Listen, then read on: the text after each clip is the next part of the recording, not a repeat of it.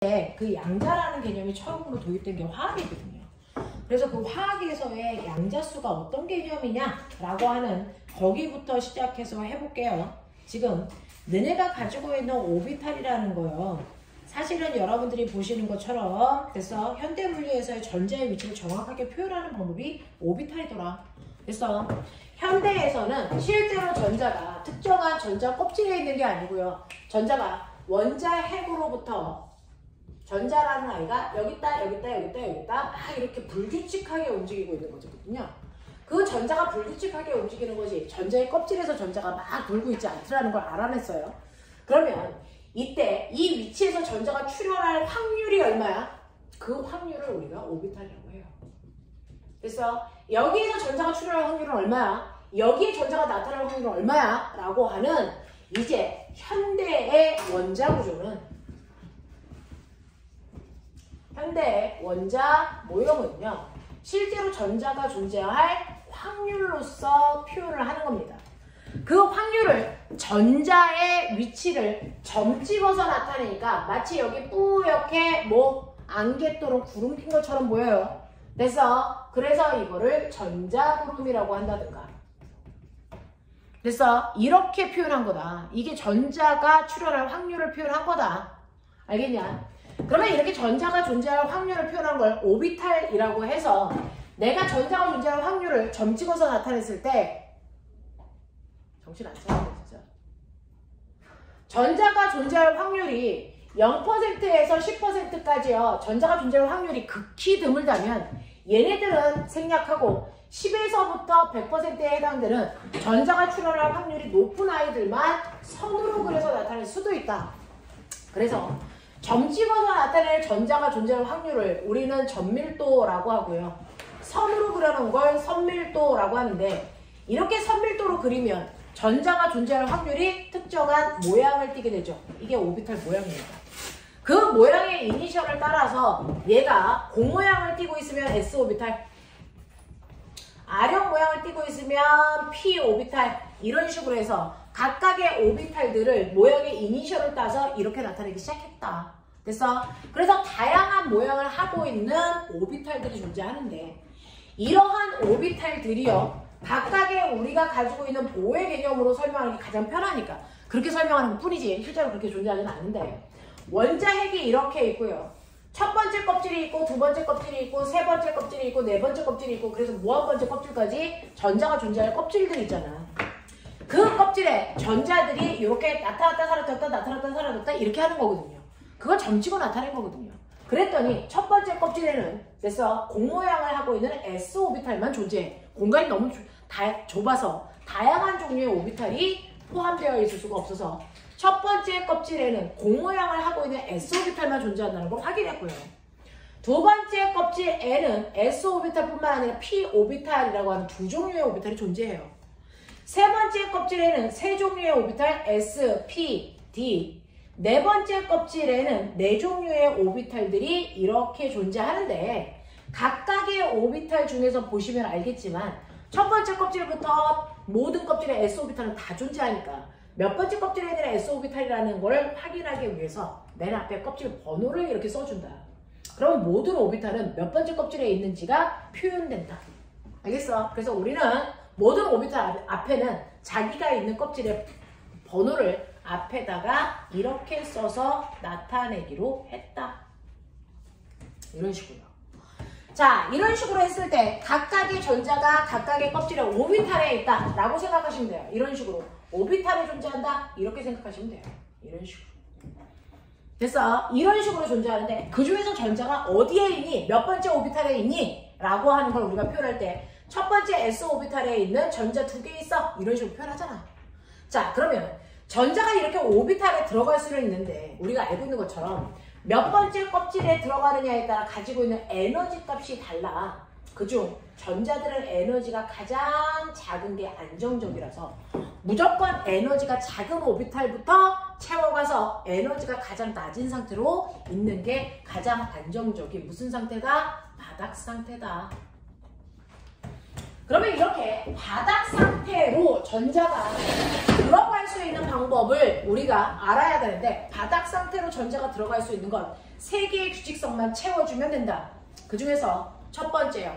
가장 오비탈 중에서도 에너지가 가장 작은 오비탈부터 순서대로 쌓아가면 된다. 이거를 뭐라 한다? 싸움 원리라고 한다. 그중 우리가 알고 있는 것처럼 이렇게 대각선을 그렸을 때 가장 아래쪽 선부터, 그래서 첫 번째 지나가는 선에 걸려있는 애부터 오비탈의 에너지가 제일 작아요. 그러니까 이래서 오비탈의 에너지 준위가 제일 작으니까 여기부터 전자가 들어가는 게 가장 안정적이야.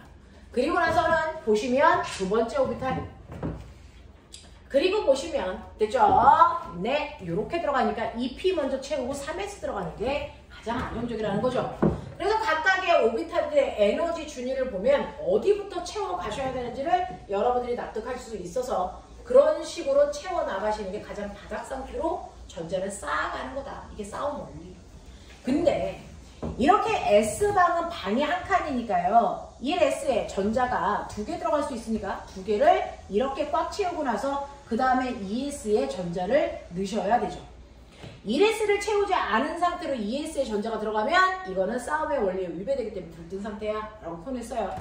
그러면 1S를 채우고 그 다음에 2S도 채웠어. 그 다음에 2P를 채워야 되는데 2P는 에너지가 같은 방에 3칸이 있으니 여기에 전자를 채울 때는 3개의 전자를 채울 때 한 방 먼저 꽉 채우고 그 다음 방을 채우는 이거보다는 사실은 에너지 준위가 똑같으니까 2P에서는 전자들을 먼저 하나씩 따로따로 채운 다음에 그리고 나서 나중에 전자를 더 넣을 때는 어쩔 수 없어 겹치는 형태로 가는 게 맞다.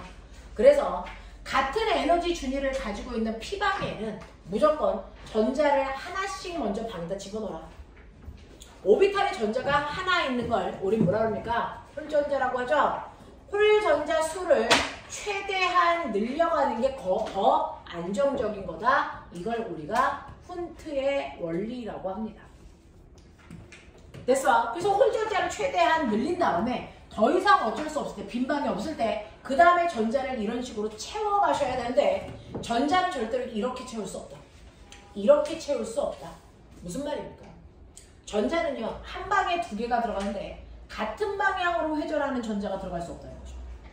됐어. 같은 방향으로 회전하는 전자는 서로 밀어내는 척력이 더 세지기 때문에 절대 들어갈 수 없고요. 서로 하나는 시계 방향으로 회전을 한다면 하나는 반시계 방향으로 회전하고 있는 전자가 들어가야 된다는 거야. 회전 방향으로 반대인 전자들만 들어갈 수 있고요. 아무리 회전 방향을 반대로 하더라도 그 전자를 그래서 2개가 아닌 3개, 4개 넣을 수 없다라는 거예요. 하나의 오비탈 안에는 2개의 전자까지만 들어갈 수 있다. 3개부터는 들어갈 수 없고 같은 방향으로 회전하는 전자들도 들어갈 수 없다는 걸 얘기한 사람이 파울리다. 그래서 파울리의 베타 원리에 위배되지 않게 집어넣어야 된다. 그래서 이 3가지의 원리를 충실하게 지킨 상태가 바로 우리가 알고 있는 바닥 상태로 전자를 채운 거다. 그래서 아까 오비탈 종이 드렸어요. 그 종이에 이 상태로 채워보시면 됐어. 리튬은요 1S 꽉 채우고 나서 2S에 하나 채웠기 때문에 얘는 홀전자 수가 몇 개입니까? 하나인 거죠. 그래서 리튬에 속하는 일종 원소들은 홀전자가 무조건 하나다. 됐어. 그 다음에 베릴륨은 리튬 다음에 전자 하나를 더 들어가니까 전자 하나가 이렇게 들어갑니다. 그러니까 베릴륨 홀전자가 없어가 되는 거예요. 그쵸? 그 다음에 붕소는요 이 다음에 전자 하나를 더 채워야 돼요. 그럼 전자 하나가 이렇게 들어가서 리튬 홀전자가 됐어. 혼자 있는 전자 수가 하나죠. 하나입니다. 그 다음에 탄소는 그 다음 게 파울리의 베타 원리에 위배되지도 않고 훈트의 원리에도 위배되지 않으려면 이렇게 들어가줘야죠. 그래서 탄소는 홀전자 수가 2개인 거고 질소는 그 다음 전자가 이렇게 들어가는 거니까 3개인 거고 산소는 여기 채워지니까 4개가 아니고 홀전자 수가 몇 개가 됩니까? 2개로 오히려 줄죠. 됐어. 플로린 하나 더 들어가니까 플로린 홀전자 수 하나인 거고요. 그 다음에 네온은 꽉 채운 거니까 홀전자가 없는 상태가 돼요. 그래서 우리가 주기율표에 채우는 마지막 줄의 홀전자 수는 1, 0, 1, 2, 3, 2, 1, 0으로 홀전자 개수가 가장 많을 때가 3개다. 더 이상은 늘릴 수 없다. 알겠습니까? 이렇게 되는 거. 그래서 홀전자 수를 채우려고 했었습니다. 그래서 홀전자는 이렇게 채워집니다. 됐어? 그래서 이제 주기율표 완성본을 여러분들 갖게 된 거죠. 홀전자 수까지. 자, 그러면 이런 식으로 해서 전자를 꽉 채워서 제가 전자를 채웠는데 그러면 이 전자가 실제로만 여기다가 저기다가 여기다가 저기다 하니까 그 전자의 위치를 정확하게 표현해 주세요. 자, 우리는 애기였을 때부터 어떤 물질의 위치를 정확하게 수학적으로 표현을 했단 말이죠. 그래서 여기 A라는 점이 있어요. A라는 점은요, X축으로부터는 4인 점을, Y축으로부터는 1인 점을 위치하고 있어요. 그래서 우리는 지구상에 있는 모든 물체의 위치를 좌표로 표현합니다. 맞아요? X축과 Y축으로 표현한 좌표축으로 지구상에 있는 모든 물체의 위치를 표현할 수 있어요. 그래서 우리가 수학 시간에 쓰는 좌표의 개념으로 A의 물체의 위치를 표현하면 이거는 1,4니 4,1이 아니면 상관없니? A의 위치를 표현하면 1,4야 4,1이야? 4,1? 1,4는 안 돼? 왜 안 돼? 항상 우리가 좌표를 쓸 때는요, 어떤 I의 X축의 위치 먼저 쓰고 Y축의 위치 나중에 쓰기로 했잖아요. 그래서 그러니 이 위치가 X축의 값이 4이고 Y축의 값이 1이니까 4,1로 쓰셔야죠. 1,4라고 하는 여러분들 마음대로 난 Y축 먼저 쓸 거야 라고 해서 이렇게 쓰면 얘는 X축이 1이고 Y축이 4인 이 위치에 있다라는 잘못된 정보를 주게 되는 거잖아. 되겠어? 이런 식으로 해요. 지구상에 있는 모든 물체는 저 좌표로 표현하면 3차원 공간까지도 표현할 수 있어요. Z축까지 표현하면. 무슨 말인지 알겠죠? 자, 이것처럼 전자는 위치가 막 미친 듯이 바뀌어요. 그러면 그 전자의 위치도 정확하게 어디에 있어 라고 하는 걸 뭘로? 이렇게 좌표를 이용해서 숫자로 표현하는 게 대단히 편하겠다. 전자의 위치를 숫자로 표현하면 대단히 편하겠다. 그래서 우리는 화학에서는요, 전자의 위치와 상태를 뭘로? 좌표로 표현합니다. 좌표로 표현하려면 뭐가 필요하니? 숫자. 그래서 X축은 얼마, Y축은 얼마 라고 하는 숫자로 표현할 필요가 있죠. 그래서 전자의 모든 상태와 위치를 숫자로 표현해요. 전자의 상태와 숫자를 상태와 그 다음에 위치를 숫자로 표현한 걸 우리는 뭐라고 한다? 양자수라고 한다. 전자의 위치를 표현한 숫자를 양자수라고 해요. 그래서 그러면 우리는 좌표를 표현할 때 X축 값, Y축 값을 표현한 것처럼 자, 이렇게 전자의 위치, 상태를 표현하기 위해서 숫자로 나타내야 되는데 전자의 상태 몇 개로 나타낼까? 4개로 나타내요. 전자의 상태는 4개의 표현이 필요하다라는 거죠. 그래서 4개의 숫자를 표현하는데 얘도 항상 N값을 가장 먼저 쓴다. 그 다음에 L값이고 MI고 MSL 값을 가장 나중에 쓴다라는 거예요. 그러면 전자의 상태를 표현할 때 4가지의 값을 숫자로 표현할 필요가 있네. 그 중에서 머릿속에 정확하게 집어넣든지 필기하든지 정신 차리셔야 돼요. 됐죠? 자, 여러분들이 쓰셔야 되는 첫 번째 N이라는 숫자는요, 전자가 몇 번째 껍질에 있어? 라고 하는 전자가 존재하는 전자 껍질 수를 얘기해요. 껍질 번호. 그러니 여러분들이 보시면 어떤 전자가 있는데 얘는 2번째 껍질에 있어 라고 한다고요. 되겠어? 그러면 얘 껍질 번호는 얼마입니까? 2라고 하는 거 되겠죠. 그래서 라고 하는 껍질 번호를 나타내는 이 N이라는 숫자를 우리는 뭐라고 한다? 이거를 주양자수라고 불러요. 그래서 N이라고 표현하고 주양자수라고 하는 건 껍질이 전자가 몇 번째 껍질에 존재하는지 껍질 번호를 얘기하는 거예요. 옛날에는요, 이렇게 양자수로 표현하지 않았을 때는 껍질을 기호로 나타냈다. 첫 번째 껍질부터가 알파벳 K부터 시작한다. 그러면 전자가 들어있는 첫 번째 껍질이 K 껍질이라고요. 그래서 우리가 K 껍질, 그럼 첫 번째 껍질 이 뜻이야. 옛날에는 껍질을 그냥 알파벳 이니셜로 표현했는데, 그럼 두 번째 껍질은요? K부터 알파벳 순서대로. 그러면 K 뭐야? L, M, N 이런 식으로요. 그래서 옛날에는 몇 번째 껍질이라는 걸 알파벳으로 나타내서 표현을 했었는데 우리는 전자의 위치를 모두 다 숫자로만 표현하기로 했거든요. 그러니까 K 껍질이라고 표현하면 안 되잖아요. 그래서 첫 번째 껍질, 그래서 얘는 1번 껍질, 2번 껍질, 3번 껍질, 4번 껍질, 여기에 있는 이 숫자가 바로 주양자수예요. 납득하냐? 그래서 첫 번째는 전자가 몇 번째 껍질에 있는지를 표현한다. 그걸 주양자수라고 한다. 기호로는 n이라고 쓴다. 그러면 전자의 위치를 표현해야 되는 두 번째 기호인 L은 뭡니까? 라고 하는 거예요. L은 됐어. 이거는 오비탈 모양.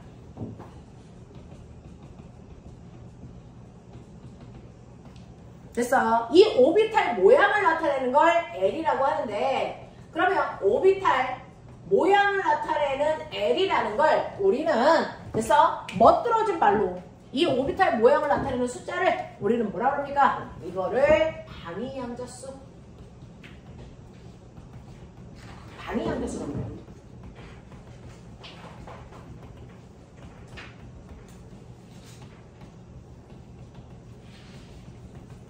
자, 방위양자수라는 얘기는 요즘 쓰고 있고요. 옛날에는 그래서 얘를 부양자수라고 부르기도 했어. 주양자, 부양자. 알겠어? 그런 개념으로 부르기도 했어. 요즘에는 부양자수라는 단어가 방위양자수로 변해가고 있는 시점인데 학교 선생님들이랑 문제집에서는 두 개를 다 표현하고 있어요. 되겠죠? 그래서 부양자수가 방위양자수고 오비탈의 모양을 얘기한다. 그래서 우리 오비탈의 모양도요. 껍질처럼 영어 이니셜로 표현했잖아요.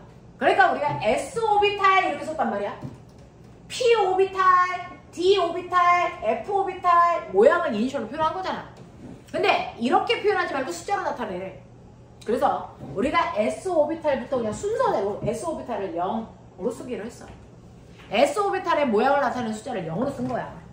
자, 여기서부터 순서대로 0, 1, 2, 3, 4 이렇게 그냥 써. 알겠어? 그래서 방위양자수가 1이야? 이거 P 오비탈이라는 뜻이야. 방위양자수가 0이야? S 오비탈이라는 걸 뜻하는 거야. 알겠어? 그래서 오비탈의 모양을 우리가 방위양자수라고 한다. 오비탈의 모양을 방위양자수라고 하고 그 방위양자수는 S 오비탈부터 그냥 0, 1, 2, 3, 4 이렇게 가는 거죠. 되겠어? 주연아. 졸려면 살짝 일어나라.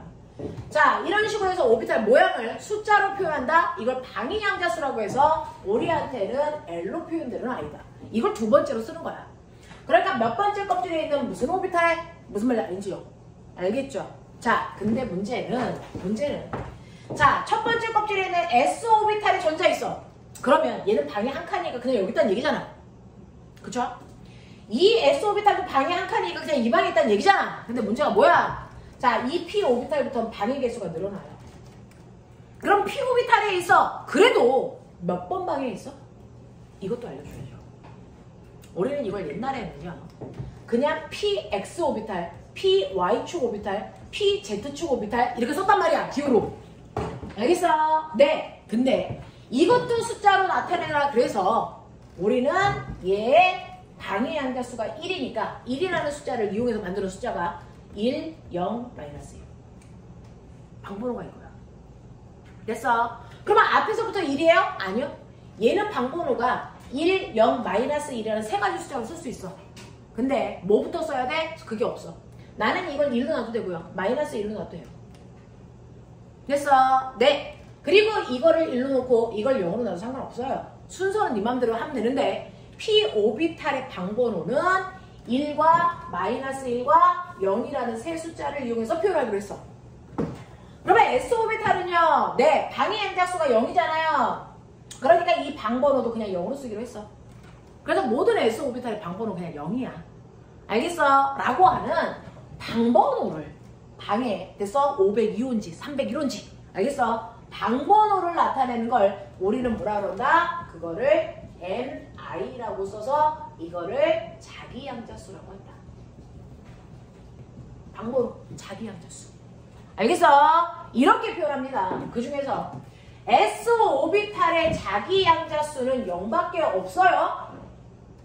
자, P 오비탈의 자기양자수는 0, 마이너스 1, 1 이렇게 3개 있어요. 방이 3칸이니까. 됐어? 근데 D 오비탈은 방이 5칸이거든요. 그러면 이걸 나타내는 숫자는 여기까지 수능이 안 나오지만 그냥 들어두세요. 자, 2라는 숫자를 이용해서 5개의 숫자를 만들어봐. 뭐야? 사실은 2에서부터 마이너스 2까지. 맞아. 그래서 2, 1, 0, 마이너스 1, 마이너스 2. 요게 얘의 방번호가 될 수 있어요. 되겠어? 그 다음에 F오비탈은 이 안에 방이 9개가 있거든요. 그래서 9개가 아니고 7개가 있거든요. 그 7개를 3이라는 숫자를 이용해서 표현해. 그럼 불러. 뭐겠니? 3, 2, 1, 0, 마이너스 1, 마이너스 2, 마이너스 3 이렇게 표현한 거야. 방번호 이렇게 붙여요. 알겠어? 네. 이런 식으로 해서 각각의 방번호도 붙일 수 있다. 그걸 MI라고 표현한다. 자기 양자수다. 되겠지? 그 다음 마지막 MS가 뭐예요? 라고 하면 이 MS를 우리는 스핀 양자수라고 해요. 됐어? 스핀이라고 하는 게 뭐야? 스핀 영어로 회전이라는 뜻이잖아요. 되겠어? 아니야? 맞아? 스핀은 회전이잖아. 자, 그 중에서 스핀 양자수라는 건 뭐냐면 회전하는 방향. 어떤 전자는 시계 방향으로 자전해요. 오케이. 너는 마이너스 2분의 1. 저는요! 반시계 방향으로 돌아요. 이 새끼들이. 반시계 방향으로 돌아요. 너는 플러스 2분의 1. 됐어? 네. 이렇게 회전하는 방향을 나타내는 걸 스핀 양자수라고 하는데 그 중에 선생님 반시계 방향이 마이너스예요? 아니, 네 맘대로. 플러스 2분의 1이라고 해도 돼. 근데 서로 반대 방향은 서로 반대 보호를 주면 되지. 알겠어? 그래서 스핀 양자수는 뿔마 2분의 1을 쓴다. 알겠냐? 이렇게 표현합니다. 뿔마 2분의 1을 씁니다. 어떤 걸 플러스 어떤 걸 마이너스를 쓸 거니 네가 결정해라. 알겠니? 어? 에어컨 직방. 에어컨 직방으로 오줘요. 어때요? 괜찮죠? 오주연, 너 에어컨 직방으로 오는 곳에 와. 추운데 저 줘라? 어? 자, 그래서 이런 식으로 전자의 위치를요.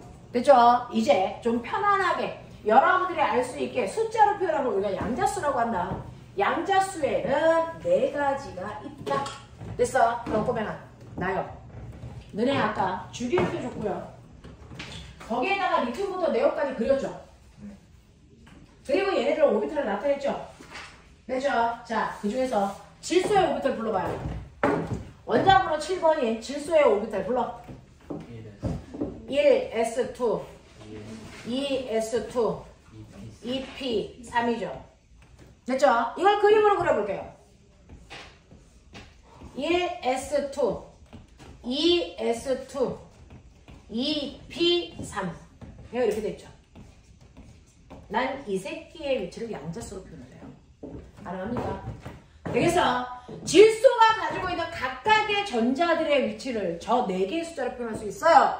그 중에서 저는 여기에 있는 A라고 하는 이 전자의 위치를 양자수로 표현해 볼게요. A 불러봐. 첫 번째 주양자수, 부양자수, 자기 양자수, 스핀 양자수를 부르란 얘기야. A 거 불러. 2. 얼마? 2. 두 번째 껍질에.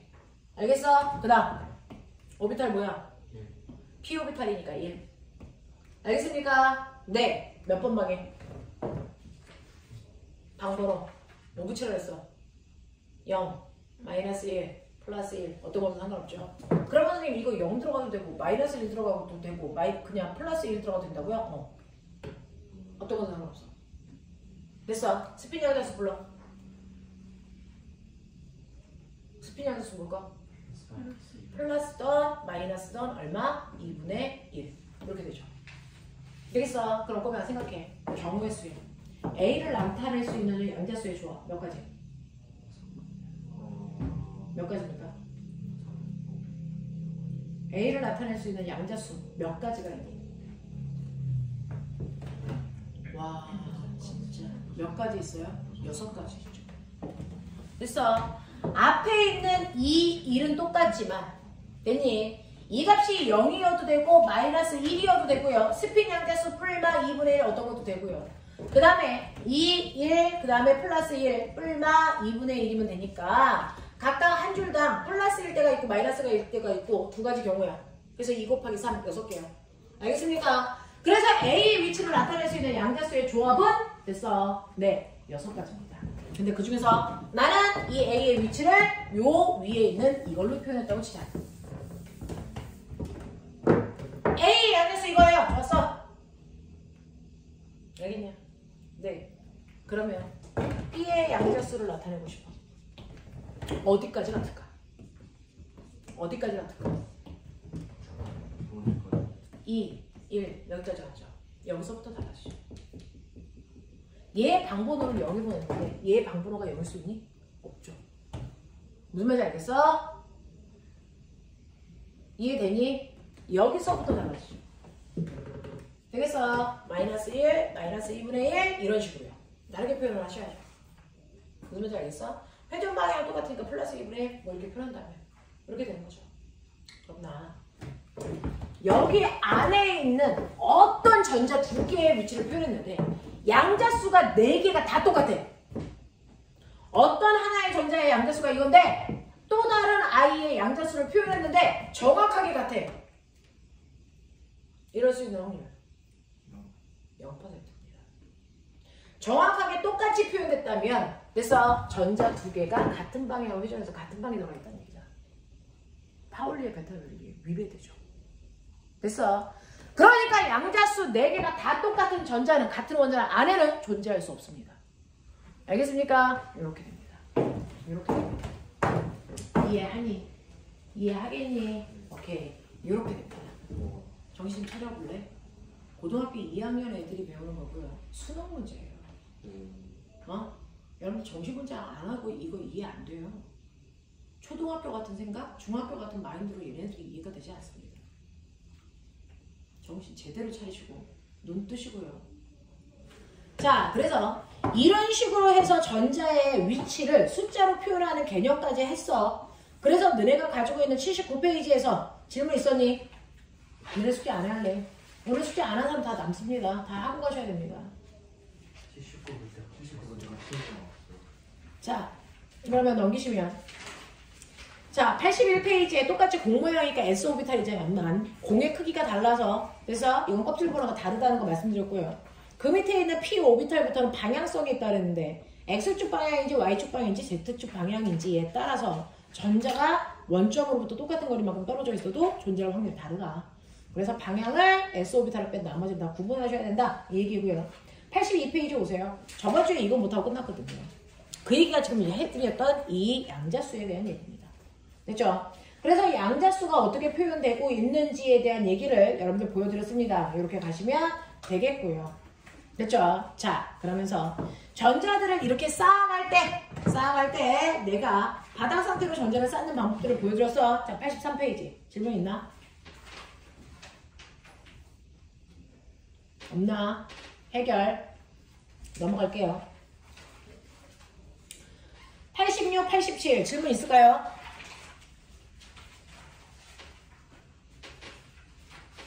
여기 풀었니? 주영아, 숙제했니? 이거 오늘 싸그리 남아서 다 하시고요. 다음 주에 질문 받죠. 그래서 그런 얘기들이야. 주양자수에 대한 얘기. 이거 하셔야 됩니다. 꼬맹이들아. 되겠어? 자, 요거 반드시 풀 수 있게끔 해주셔야 되는데 와, 잘할 수 있을까? 걱정이 좀 되기는 하는데 꼬맹아, 문제 몇 개만 짚죠. 그냥 넘어가기는 찝찝하고 진도도 안 나갈 수 없고. 자, 보시면 어디부터냐면 100페이지 피세요. 100페이지. 여기 풀려있는 사람 전 여기 풀었습니다. 민주 풀었어? 자, 100페이지 20번부터 101페이지에 넘겨 102페이지에 29번까지 됐어? 10문제야. 요거 10문제만 확인하고 넘어가자. 됐어? 20번부터 29번까지 빨리 10문제만. 책 보는 건 상관없어요. 앞부분을 보는 건 상관없는데 제대로 푸세요. 20번부터 29번까지.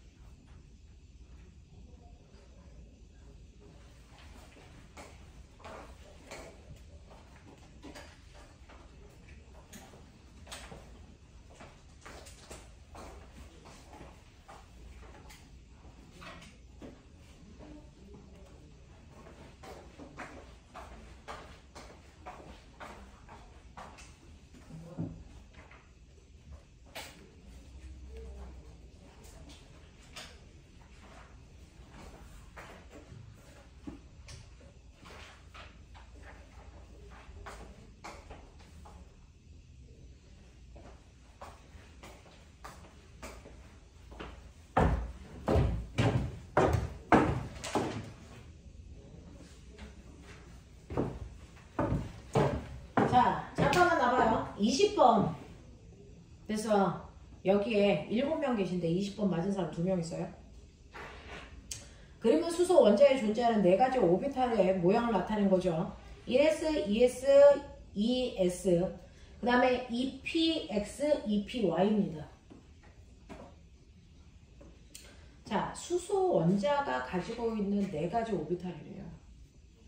자, 그러면 여기에 대한 설명으로 옳은 것을 찾아보세요 라고 했는데, 자, 기억. 모두 같은 전자 껍질에 존재한다. 맞는 말, 틀린 말? 틀린 말이죠. 1s 오비탈은 첫 번째 껍질이고 나머지 2s, 2p는 두 번째 껍질이잖아요. 그러니까 오주연, 전자가 존재하는 모든 껍질이 같다라는 건 잘못된 표현입니다. 그렇죠? 이거는 판단하셨어요? 두 번째, 방향성 없는 오비탈이 몇 개니? 라고 했는데 꼬맹아 선생님이 얘기했죠.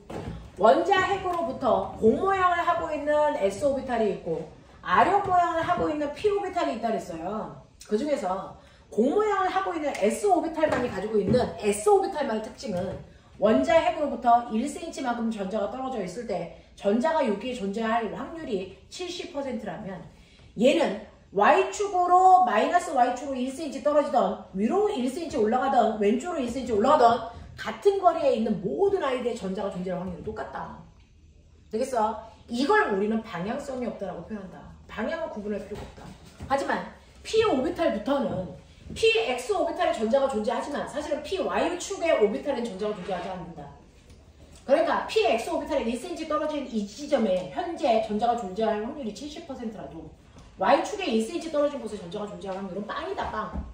그러니까 P 오비탈부터는 방향성을 구분해야 된다. 알겠습니까? 이렇게 표현해서 거기에 있는 니은에 방향성이 없는 오비탈이라는 건 S 오비탈을 얘기하고요. S 오비탈은 2개가 있으니까 2개 맞습니다. 됐죠?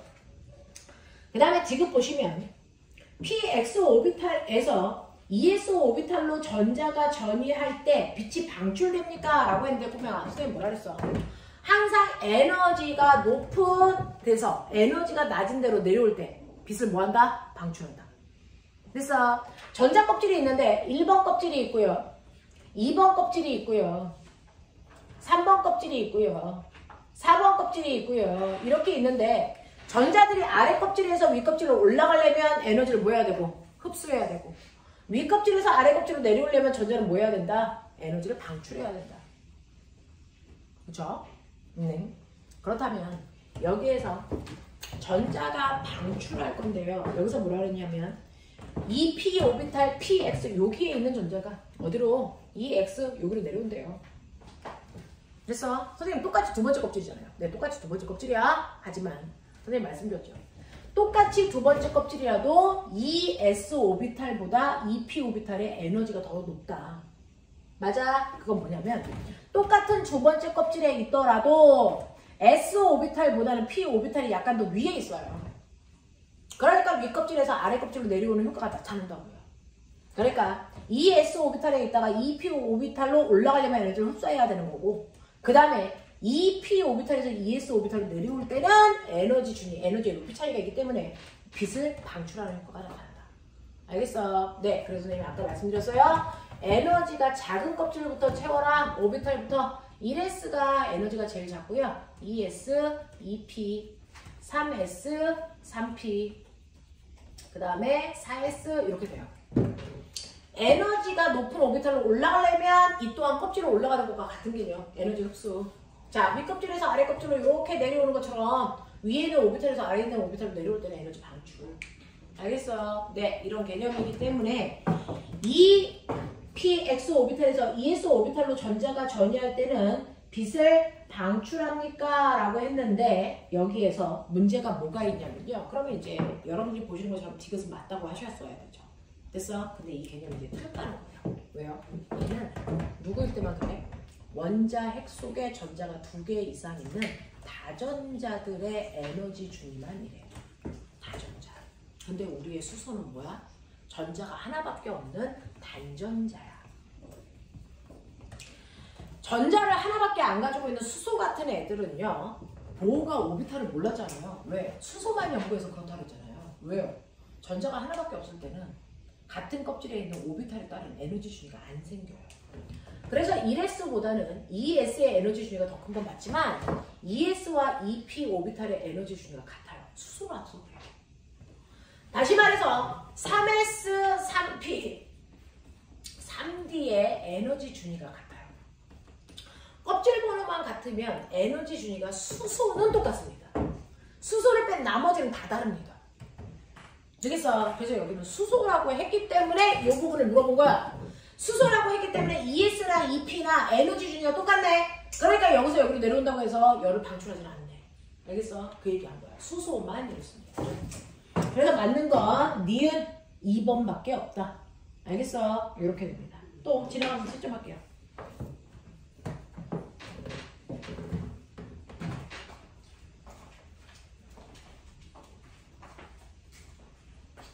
할 수 있는 최대한을 보세요. 어떤 걸 틀리는지 보게.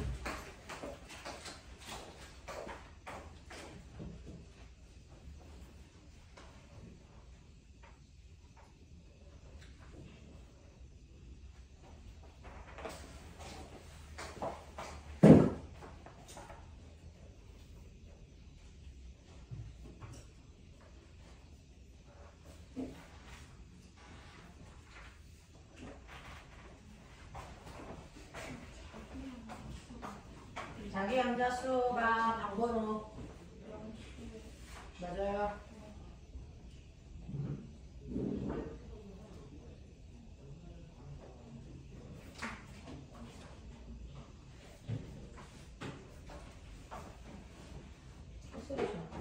공부해라. 공부해라.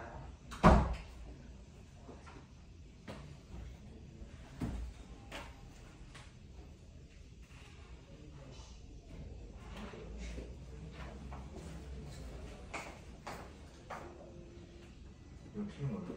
네. 근데 이게 3에는 안 돼요. 자, 23번까지만 잠깐 하고 끌어보죠. 23번 보세요. 거기 있는 23번 같은 경우에 M 전자 껍질 몇 번째 껍질이야? 두 번. 세 번째야. KLM 개새끼 알파벳을 손잡고 외울 순 없잖아. 알파벳을 못하는 건 어떡해요? 그래서 얘는 세 번째 껍질이다. 됐죠? 네. 그래서 세 번째 껍질에 p 오비탈에 있는 전자가 가질 수 있는 양자수의 조합을 찾아보세요 라고 했으니 얘는 M 껍질이라고 했으니까 세 번째 껍질이라서 주양자수는 3이어야 되고요. 그 다음에 p 오비탈에 있다 했으니까 얘는 방위 양자수는 1이어야 되고요. 됐죠? 그 다음에 여기에 있는 자기 양자수의 번호는 마이너스 1, 0, 1 중에 하나 들어가면 되고요. 그 다음에 스핀 양자수는 플러스 2분의 1, 마이너스 2분의 1 어떤 것도 상관없죠. 그래서 6개의 조합을 가질 수 있으니 그 6개 안에 들어가 있는 아이를 찾으라는 거잖아. 몇 번이야? 몇 번? 4번이야. 4번. 알겠냐? 이런 식으로 해봐 주시면 됩니다. 됐죠? 10분만 끌었다가 진도갈게요.